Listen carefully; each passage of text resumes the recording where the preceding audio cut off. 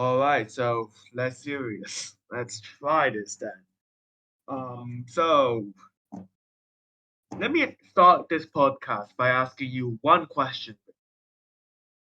What are your opinions on destroying Belgium as a Dutch person? As a Dutch person, now to be honest, I never think thought that Belgium could function as a country, basically because of the language issues and like the northern side of Belgium aligns more with the Netherlands. So to be Dutch nationalist, I would really annex Flanders and just Wallonia is shit anyway. So just give Wallonia to the French again. Then we'll get rid of the Belgian menace. Thank you. Although I do believe that there should be split into two states. Welcome to the Hong Kong Guy podcast, everybody. Here we joke about this. Here in A52R, we joke about destroying random countries. Anyways, today we have Kevinovich here. Do you want to introduce yourself? Well, I'm Kevinovich. I'm a senator in 852. I'm very active in the Tsukum political sims, now less active because of university and stuff. I have roots in Hong Kong. I went to Hong Kong this summer, really enjoyed going back there to visit family. Besides that, I'm political active in the Netherlands as a social democrat. I work alongside the Labour Party as a board member, and yeah, I really liked politics due to the 2019 protests. It really sparked my interest into politics and why people think certain ways. So yeah, that's how I got into politics. I see. Um, so from my understanding, you grew up in the Netherlands, right? Yes, I was born and raised in the Netherlands. All right. So you're so just like if you want to talk about it, were you was your family from? Sorry, was your did you like a second generation immigrant or third generation? I think I'm second. My father is born in the Netherlands, but his parents were immigrated from Hong Kong, and my Oh, mother third. is in, yeah, third or second because my mother immigrated to the Oh, Netherlands, so she's fully Hong Kong. ah, all right. So just like this is a very cliche question, but what would you say is the biggest cultural difference between the Netherlands and Hong Kong? Cultural, yeah, it's. I think respecting elderly is deeply rooted into Asian culture, so that's like a huge difference, I guess. And the large difference in ethnicities that we don't have in Hong Kong. For example, we have a lot of, we are a multicultural society in the Netherlands, and that means that our multi cultures, like for example the Moroccans or the Turkish people that lived here for a couple of generations. You don't really see that in Hong Kong, even though there is some Yeah, cultural differences in Hong Kong. It's not that dominating. There's like Hong Kong. a Yeah, dominating culture in Hong Kong. yeah. Hong Kong is just much more culturally homogenous, like culturally and ethnically homogenous, I should say. So compared to the Yeah. Netherlands, so that's definitely a big, you know, it's a big leap, I guess you could say, or a big difference in general. Um, so Yeah. okay, so just another question: how did you find your Hong Kong gag? Like, how did you kind of stumble across it? I guess. I honestly don't remember exactly, but I think I saw a meme once and I was like, sure, I'll just follow the page, and then I think I messaged one of you. I think I messaged you, and then yeah, we got the Yeah. ball rolling. But besides that, I don't really know, man. I think the algorithm really helped me. I don't know why. Probably because back then I was in Hong Kong for like 3 weeks during the 2019 riots. Yeah. Protests. Yeah. Yeah, protests. Yeah. Yeah. But Um. besides that, yeah, I don't really know. I'm just really interested into Hong Kong since it's like totally different what we have in the West, and like being Mhm. Asian isn't is in the West is being a minority. So in Hong Kong, for example, since I have my roots there, I will feel more comfortable and we share most of the same culture. However, my language skills are quite bad, but yeah, in the West, you don't feel that welcome as a minority. I see. Yeah. Especially during like the COVID crisis, there was a lot of anti-Asian hate, less than in the US, but still a lot. Yeah. I've Uh, heard there was a lot across Europe. So yeah. yeah, the US Um. was the worst though. Yeah. Definitely. Um. So just out of interest, do you want to describe like your put it more about your political position in the Netherlands, like how you joined the party, how you got in it, that kind of stuff. Oh, I can tell you, but it's really personal though. Like Oh, never mind, I never mind. If well, it I is can personal, talk. I can talk okay, about it though. What happened was I was quite disappointed into the local politics. Like, for example, in the mhm, Netherlands, if you walk out on the street, you get verbally assaulted. Like, people give you racist remarks, and I was quite disappointed that in since I live in a small village in the Netherlands where it's mostly right, with white people, they rarely see Asians. But the thing is, it's so deeply rooted into culture that the next generation will probably still grow up with it. So I wanted to like raise awareness for the issue of racism and discrimination in our world correct. that's been normalized. So I came across a local progressive party that I joined within my village, and from there they asked me if I wanted to run as a candidate, and I was quite skeptic because I didn't really think I was could be such a public figure. But with encouragement of my friends within university, who were also running in another municipality, they said that I should run. And when I did, I got 24 votes, which is not enough for a seat, but I didn't expect to get that much votes since yeah, I'm a minority. I grew up in this village. However, I was studying in the big city, so a lot of people probably did not know me that well. So quite surprised. The party was happy with the results as well.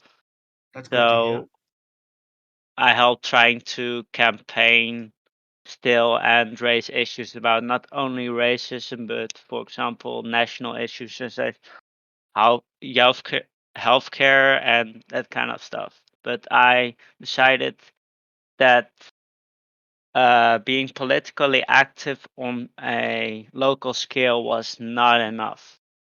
So back last year, I think in March, I started to contact the Labour Party because our local party has is formed by national parties like the Democrats of 66, uh, Labour Party, Socialist Party, and the Green Left. I felt more aligned to the Labour Party because I'm a bit of a centrist. I lean more to the left, but not that quite far left. So I decided to join the Labour Party instead. Okay. And when I became a member, I wanted to look into provincial issues as such. infrastructure and that kind of stuff, because it's really interesting, and a lot of younger generation like us don't really focus on those kind of issues. So stumbled upon the provincial party leader, talked to him about issues, and got more involved into the party. I decided not to run for provincial office since I don't have the necessary experience, since I'm not Yeah, that technically a makes city councillor. But however, after this summer reg, they asked me if I wanted to be a civilian council member, so I might take up to it. But yeah, I got into provincial office. I wanted to look more into the Yale side. We have like a youth movement within the Labour Party. interesting. I am a board member there as well, but there were a lot of issues. I'm still a board member there, but I'm after my first term, I will probably quit, since I don't feel that welcome within the party, and a lot of shit happened within the party, which I cannot mention because it's like Yeah, that's fine. internal issues. But yeah, that's where I stand right now. I probably should have mentioned what kind of study I follow in the Netherlands. I follow international public management. That's also politically sort of politically course. So yeah, that's the reason why politics is interesting for me, and how I got more into this type of work. All right. So yeah, that was very interesting to talk here about. Would you say that you've sorry, what would you say so sorry, Take your time. no, it's fine. Anyways, going back to the Netherlands in general, because we did. So, what would you say would be something? What would you say be the best thing about the Netherlands, and then compare what would you say is the best thing about Hong Kong? The best thing about the Netherlands, probably that you are able to speak your mind, and there's like, but it's less now, but there's like less in 2019. There is like less polarization, like people don't attack you if you think different than them. For example, in 2019, the pro-democratic party in Hong Kong took a radical activism. So for example, what I saw was that blue-leaning restaurants that supported police would get attacked or harassed by Um, pro-democrats. And in the sorry, Netherlands, so I just yeah, didn't want. Just sorry, just um, it wasn't the really the mainstream Democratic parties that really led that. There was some yeah, yeah, extreme yeah. parties, but it was mostly people who on the ground that led that, not so much those who were politicians. That's Anyway, true. continue. But since they are members of the party, they kind of represented it, so it I was mean, not really really, badly because looking. I mean, okay, yeah, but they weren't in the same party exactly. They're just in the same camp, I guess. But I see what you mean. But yeah, that kind of polarization, like you can't really speak your mind. It's been less in the Netherlands. You are still able to like talk about. If you're right wing, you can still talk to left people. But uh, in these past years, because of the rise of Forum for Democracy, which been praising like conspiracy theories about COVID, and has been very anti-establishment and anti-government, people are less able to talk to each other if they are from a different type of political views. For example, I have a very right-leaning friend with the Ja 21 party in the Netherlands, which is conservative right. I do not agree with him, but I am still able to talk to him about certain things and about how I feel about politics without getting hit in the face, for example. you have more extreme elements into Dutch politics, Yeah. such like I mentioned, Forum for Democracy. They don't want to enter discussion or debate with you because they are so indoctrinated within the party. They even opened their own private schooling that those people are within their own bubble. They won't believe anything anyone Yeah. else says Yeah. to them. Shit, bro. And I think that's very concerning. And that's less in Hong Kong, of course, but think I mean, it's still politics that. in the West has been more polarized these days. Yeah. Unfortunately, that is.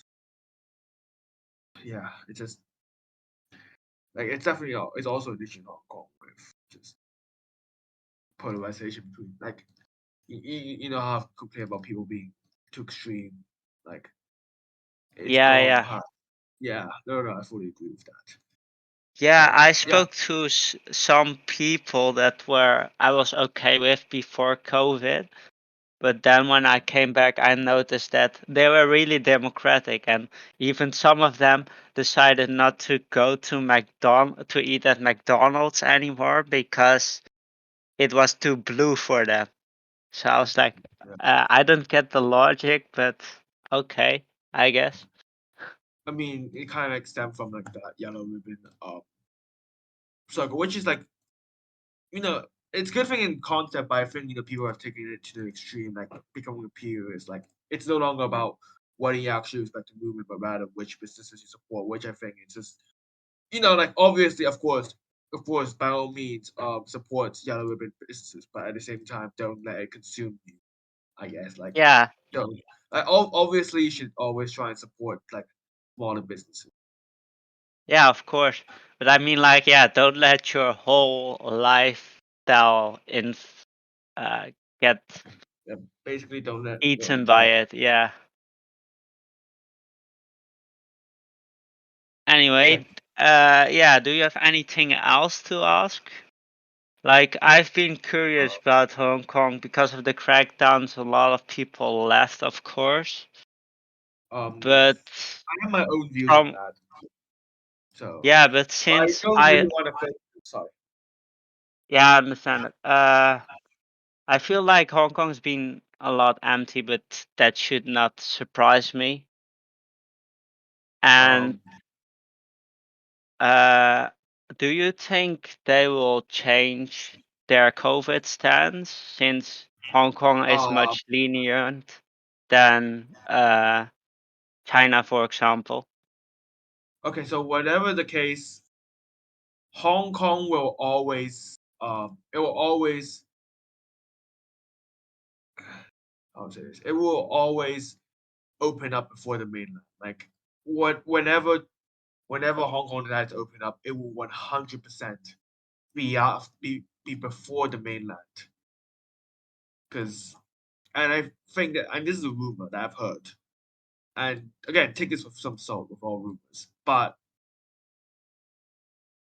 um they're saying that Hong Kong will not wait for China to open up. Like if see China can potentially do autarky, like self-sustaining economy to an extent, anyways. But Hong Kong simply can't. So that's why you need to open up. And there are rumors that it is short-term future, which I hope. But Yeah, uh, I mean, like like if they I'm don't, cautiously optimistic, I guess. Like just like on one yeah. hand, don't trust the gov too much, but on the other hand, you also look at their previous like too many people overreacted shit and they don't actually take a step to like kind of look at what's happening and see what has been happening.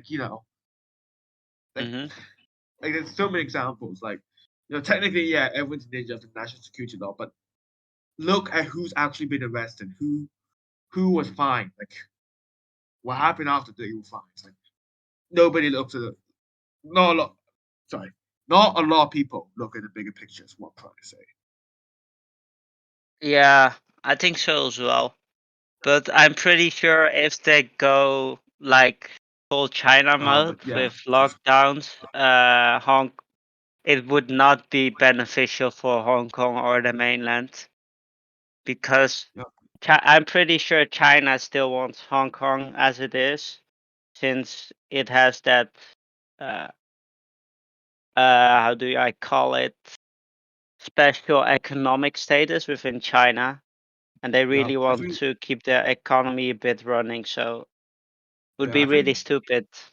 I think people are just saying Hong Kong is a Chinese city just really don't really understand Chinese politics to an extent, and they just don't. They just feel like they like overreact because I don't know. I think just these what was I gonna say? Sorry. I think it's just with like with the aftermath of the protests and then COVID. I think some people have, for lack of a better term, they've gone a bit off the rails. Like you probably know what I'm talking about, overreaction. Yeah, Shit. I mean, like if you stay too long inside and don't get any social interaction, you probably would go off the rails pretty fast. Yeah, unfortunately.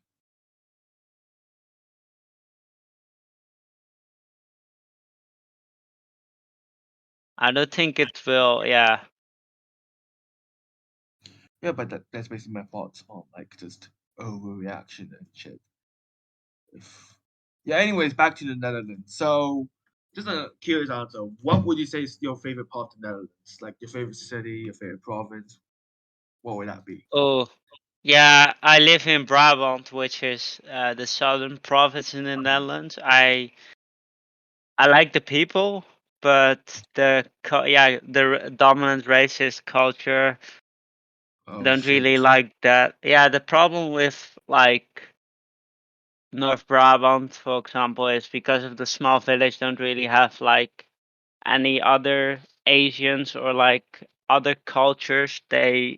Well, people tend to be more racist and are Oh pretty yeah, vocal about that.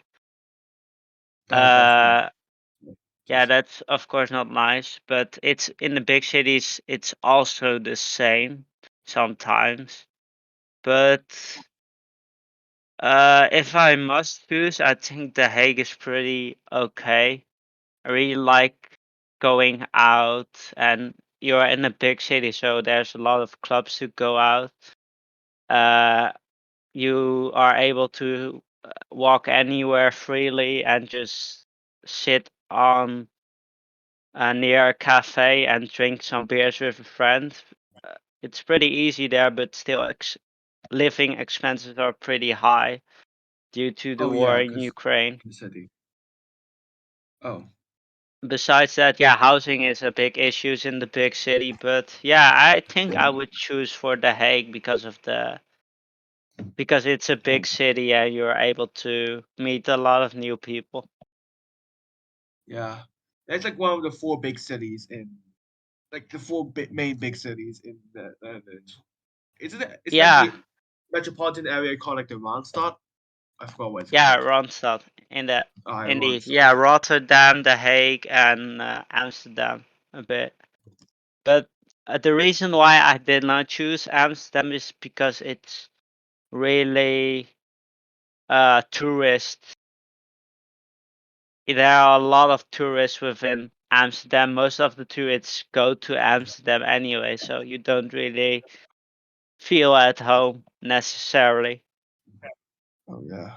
It, like it's kind of like areas that are very touristy in Hong Kong. Like they have a certain vibe.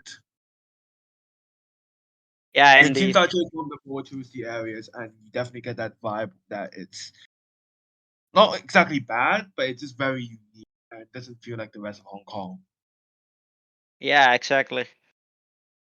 So yeah, that's something I've noticed. And yeah, what would you say is your least favorite area then? My least. Yeah, Yeah. shit. Uh, yeah, probably like the small villages in the Netherlands. Uh, But uh, I really like it in the Netherlands though.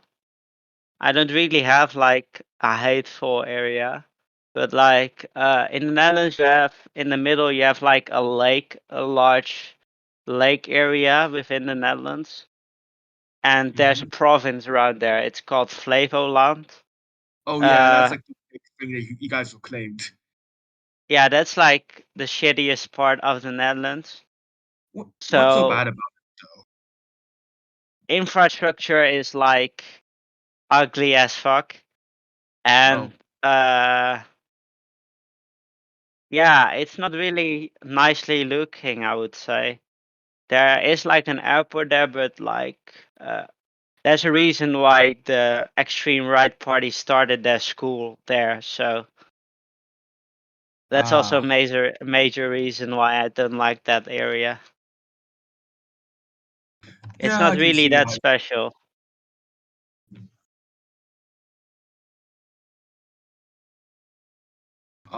Sorry, just thinking of anything else. Just what are your opinions on like the Dutch monarchy in general? Like, Oh, have uh I am anti-monarchy purely same, because I don't think it fits our democratic system.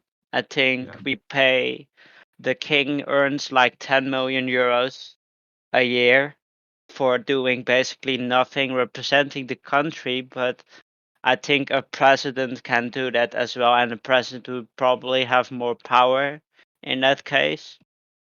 I think the royal family is just a waste of money that we can use right now uh, for example, help the poor with paying for their food, tax reducing, that kind of stuff. Yup. Yeah, I think those. I just feel like I think I just agree with you. Monarchy is a very outdated concept, and it really doesn't make sense with the argument of tourism and shit because it just doesn't. It just doesn't add up. You know, like why would you, I don't think that monarchy really attracts that much of tourists. I don't think it attracts a lot of people solely because of the monarchy. Yeah, I mean the public opinion here is very low of the monarch as well. It's like 56%, if I'm correct, is against the monarchy right now. Um, The rest yeah. approves the monarchy, but there was like a huge scandal during the COVID where everyone was in lockdown, but the royal family was still able to like go on holiday to Greece. And I was Oh, like, yeah, that's not really, you're not really helping the people with that or representing the monarchy that good. yeah. That took a Just whole, yeah. And besides that, like the princess, for example, uh, no one really likes the royal family because he was able to get a new apartment in Amsterdam, which apartments are really scarce in the Netherlands, especially like in the huge cities. But when mm-hmm. she got the apartment, the other students were kicked out. Well, that okay. That is definitely fucked. Yeah, I just